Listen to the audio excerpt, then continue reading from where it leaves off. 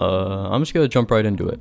This video is a sequel to one I made back in April. Basically, I've been listening to a new album every day since November of last year and ranking them. That first video covered my favorites from the first 100 days, and this video will do the same, but for days 101 to 200. Just like last time, I'll count down my top 10 and then highlight some other especially noteworthy projects I enjoyed. Let's get right into it.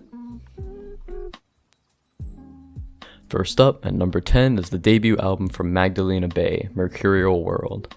Magdalena Bay is a duo made up of Mika Tenenbaum and Matthew Lewin, who are both real-life partners and very talented at what they do, with Mika handling vocals and Matthew on production. I'll admit I first heard of them from articles like this, talking about their rather absurdist take on branding and promotion, and heard the album shortly after. Every song on here is an incredibly infectious twist on synthpop and sounds super rich and full, with layered synths and thick bassy drum patterns. Hypnotic and catchy vocals on top tie every song together and make this an album that I just cannot get out of my head, even months removed from my first listen.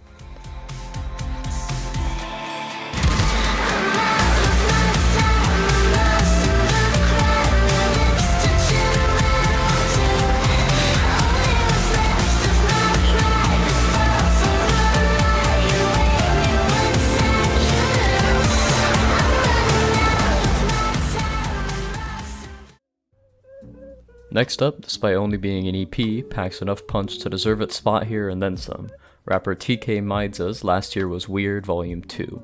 Production on here varies from spacey R&B to hard-hitting industrial and trap, and even some more house-inspired beats, and she cuts through all of them with great presence from front to back, delivering banger after banger after banger after banger, with memorable hooks and verses proving just how incredibly versatile she is. I'd also recommend Volume 1 and 3 of this series if any viewer checks this out and enjoys it. All I need at this point is another album from her, because this is incredible. Please stop by whenever, but you're caught up in the minute. Mind your own business, mind your own. Please stop by whenever, but you're caught up in the minute. Mind your own business, mind your own. We don't have no reason. At number 8 is Navy Blue's second full-length solo album and my personal favorite of his, Song of Sage, Post Panic. Navy Blue, real name Sage Alcesser, seems to do it all, from professional skateboarding to modeling and even producing a fair bit of his own beats. And that last bit is what makes this project so compelling. Most of the beats are lacking drums entirely, driven mostly by smooth, jazzy loops and sample chops. Everything is incredibly stripped down and stripped back, and that places the burden on Sage himself to bring meaningful lyrics to the table, and he does. Treading the line well between being overly vague or cliche and divulging too much, his verses read like poetry as he explores trauma, regrets, and life. Song of Sage is raw, emotional, compelling, and for the time being is Navy Blue at his absolute best. I'm moving graciously through all the nonsense. I was complacent when the shit was toxic. Fuck all these racists, they getting they top split. Your lucky day, cause I'm not with it. Never fazed by a white critic. Crucial, most of the shit is not unusual. Who's you? I took a stand where I landed with no excuses. Bruises, my heart the pit, I can't stomach it. I'm in the middle ground looking for love again. Work with spirit. Number 7 is an all-time classic that I'm only getting to about 30 years too late. De La Soul's 3 Feet High and Rising quickly became one of my favorite old school rap albums after hearing it. One of my biggest issues with listening to old rap and hip hop is how bland a lot of the production is. And I get it's in part due to limitations of the era, but it doesn't change the fact that it made a fair bit of very well regarded albums just fall completely flat for me. This, however, is completely different. Not only is the production. This next one came recommended to me by a coworker, and it is You Will Never Know Why by Sweet Trip. Sweet Trip is a name I've seen come up time and time again just by happenstance, scrolling through Rager Music out of boredom or seeing friends online rave about them, but I never took the plunge and listened to one of their projects until now, and I was very pleasantly surprised by this. The closest comparison I can come up with is something like Bright Eyes, Digital Ash, and A Digital Urn, which I listened to back in November on day 2 of this project. You Will Never Know Why blends indie pop with shoegazy and electronica elements in fantastic ways. The songwriting across the album is a little sparse, but still powerful, and instrumentals frequently swell and blossom, adding so much warmth to it all. I'm extremely glad I was recommended to this, and I will definitely be checking out the rest of their discography soon.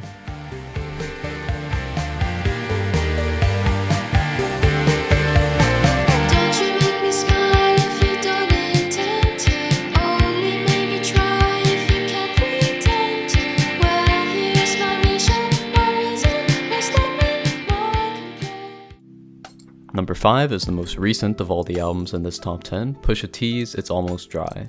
Anyone who saw the first video in this series will know I was a big fan of Hell Hath No Fury, and it's worth noting Daytona is probably somewhere in my top 10 albums of all time, so personally this was an incredibly anticipated release. It may not be as consistent as something like Daytona, but the highs are incredible and there isn't a dull moment across its 35-minute long runtime. Production-wise, both Pharrell and Kanye are in top form. Every beat here is so distinct you'd swear they flew in a whole suite of other producers to work on this album, but the credits are decidedly sparse.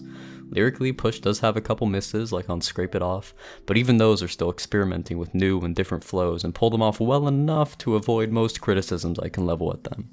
And when those unique cadences are pulled off well, they are incredible.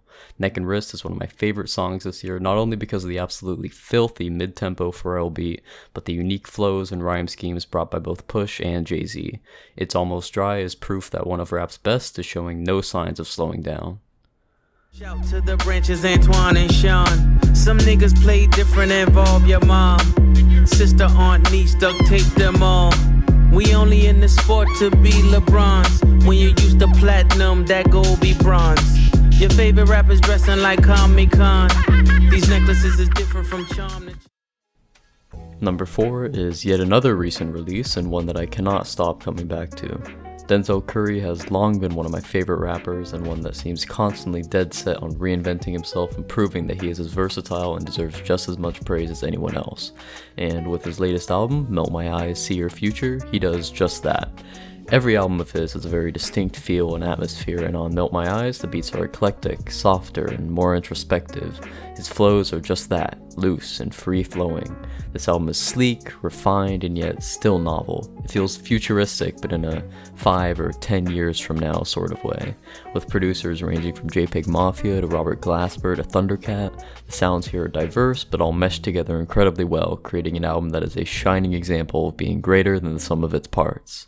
The same old story in a whole different era. I'm watching massacres turn to running mascara. But anywho, for the pain, see what this Henny do, so we can see what lies beneath as we pull up a swig of truth. The sunset says I sip a few, the sky turns a different hue. At number 3 is an album that frankly I'm a little ashamed I didn't get around to earlier, Madvillain's Madvillainy. Madvillain being a duo of MF Doom and Madlib, two of the most celebrated people in rap history, with this perhaps being the most iconic underground hip-hop album of all time, so much so that I hesitate even calling it underground. There's quite literally nothing I can say here that hasn't already been said, but I'll give it my best shot anyway. Madvillainy is equal parts offbeat and straight-laced. The production is comprised in large part by samples of foreign records Madlib bought while in Brazil, while the structure of every song is devoid of anything resembling a chorus or hook, with Doom breaking out some of his most complex rhyme schemes and cadences in any of his discography. The creation of this album, much like how it's regarded in today's day, is legendary and nearly mythical, with Madlib creating hundreds of beats in a matter of weeks out of his studio based in an old bomb shelter, then later crafting some of the best material on the record in a hotel room in Sao Paulo, with minimal equipment and with vinyl records he had bought by the crate. The extent to which Madvillainy influenced both rap as a whole and its treatment by all forms of media simply cannot be understated. It is an iconic classic, plain and simple. Minutes to convince the average boogaboo. It's ugly, like look at you, it's a damn shame. Just remember all caps when you spell the man name.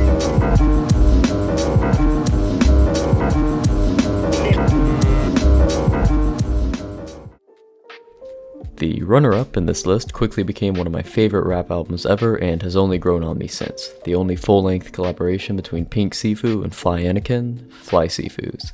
A light concept album about the two of them working in a record store, smoking blunts, and just generally having a good time. It's filled with funny skits and interludes I actually don't mind listening to every single time I put it on. As far as production is concerned, in some aspects this project is a real who's who of underground hip-hop, with everyone from Jay Versace to Black Noise and Madlib having a hand in the beats here, and my god are they good. Super hazy, laid-back chops accompanied by soft drums lay the perfect groundwork for both Siifu and Anakin to lay into every one. The former often brings an almost whispered, steady flow, while the latter is seemingly constantly bouncing off the walls with unpredictable cadences. The slow tracks on here slap, the hectic ones slap, the interludes slap. Fly Siifu's is simply one of the most intoxicating and addicting rap albums ever created. Bay Bank, sitting outside, them niggas inside. Might slide 2 miles per hour. I'll be back in the night, hot days by the fire. Night covered in wax, relax, recline. Belly sing by the young guy back in the projects, blue effects. 2 dope boys in that. Just like last time, before we get into the top spot, I'm going to quickly run through some other albums I think deserve to be highlighted despite not making it into the top 10. First, I'd like to take the opportunity to highlight yet another one of Quelle Chris's projects after praising 2 in the previous video as well. He's quickly become one of my favorites and he's been at it for quite a while, building an impressive discography along the way. Innocent Country is his 2015 collaboration with producer Chris Keys and is just as offbeat and clever as one can expect from him. It's a little rougher around the edges but feels more authentic and welcoming. Next up is a bit of an outlier among everything else here, and that is Promises by Floating Points, Pharoah Sanders, and the London Symphony Orchestra. If I had to pick one thing to describe this album, it'd be minimalist. I've never been quite this spellbound by any instrumental music before. It drew me in with one deceptively simple riff, one that repeats throughout the entire album. Fantastic saxophone work from Pharoah Sanders and strings from the orchestra only further captivated me. It's sparse, it's atmospheric, but it still leaves some room to swell and build into what feels like an intense flurry of emotions. Wiggy's Half God was my first introduction to his music and in my opinion one of the most underrated albums of 2021. Entirely produced by Navy Blue, who quickly became one of my favorite producers ever since I heard Song of Sage. It's subtly psychedelic and very introspective. Wiggy's voice takes a bit of getting used to, but he has a distinct flow and writing style and great storytelling abilities. It's jazzy, sentimental, and thoughtful with a sharp New York flavor that I love. And lastly is the debut sorta self-titled album from Canadian electronic jazz band Bad Bad Not Good. It's a little stripped back, placing a lot of emphasis on keys, but it still flows incredibly well. It may feel unpolished, but it revels in it. It doesn't take itself too seriously and is a fun, accessible listen that I can't keep myself from coming back to.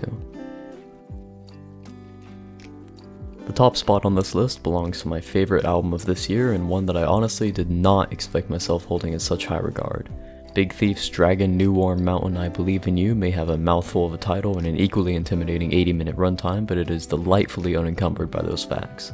This album is incredibly consistent and focused despite sounding very dynamic and varied at the same time, and being practically filled to the brim with interesting melodies and heart-wrenching vocal performances from Adrienne Lenker. You know, I'll admit, I cried to this album. She is truly a songwriter like no other. This album is drawing from a lot of places both in and out of Big Thief's catalog that I simply can't describe accurately, but still creates something both spacious in sound and dense with meaning. I've always had a soft spot in my heart for some indie music purely from nostalgia and pleasant experiences, but none of the albums in that vein I've listened to thus far have really clicked with me until now. Dragon New Warm Mountain effortlessly blends folk rock, indie music, and a little bit of country to make something that is incredibly captivating. I already know I will cherish this album for years to come. Let us sing to in the belly of the empty night from the 31st floor of the simulation swarm with a drone of fluorescence flicker fever filled the form with a warm glass. Now I wanna touch like we never could before. I'd fly to you tomorrow. I'm not fighting in this war. I wanna drop my arms and take your arms and walk you to the shore.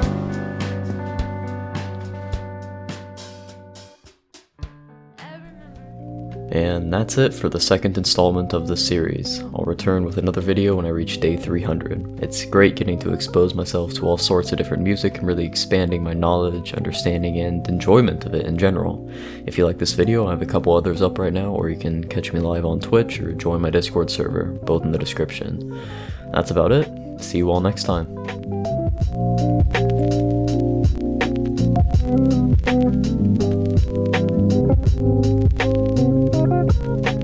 Thank you.